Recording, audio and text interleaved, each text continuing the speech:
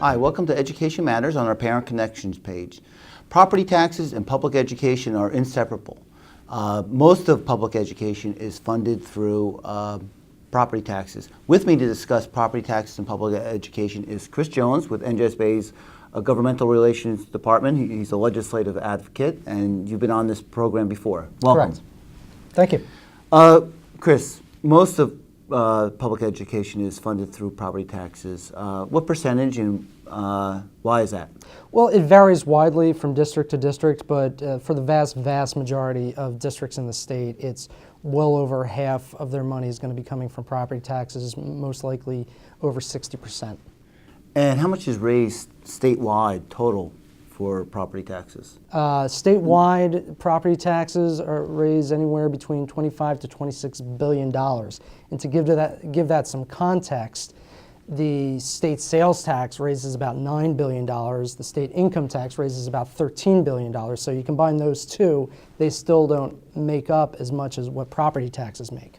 Wow, that's significant. Now, property taxes do fund public education, but there is a cap on property taxes. Am I correct? Yes, property taxes cannot be raised from one year to the next more than 2%. Now, are there any waivers for that? Some things go up, and I've heard of districts having more than a 2% increase.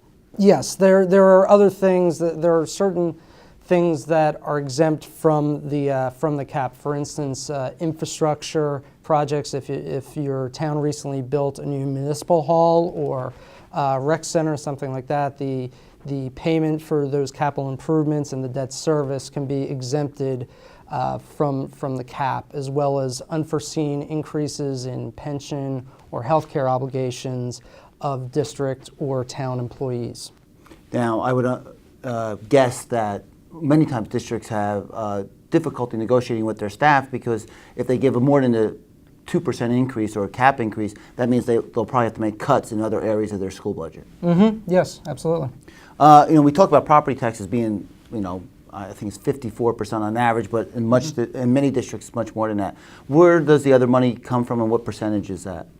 Statewide, a little more than half of all spending in the state is derived from property taxes. A little more than 50%. A little more than 40% comes from the state. The rest of it, about 5%, a little less, comes from federal money. Now that can vary a little bit. If your school district happens to be near a base, military base, then you're going to receive more aid from the federal government. But by and large, it's about low 50s from local property tax, low 40s from the state, and 3 to 5% from the federal government. Now, it's interesting because we talked about those averages, but you stated earlier that many districts, it may be 95% is paid for through local property tax, and in other districts the opposite.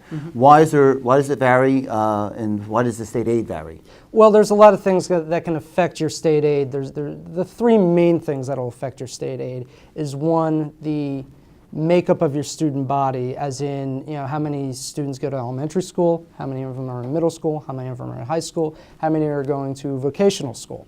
The other thing is the needs of your student body. How many of them have what's called limited English proficiency? English is a second language to them. How many of them are economically disadvantaged? How many of them have special needs, and what are those special needs?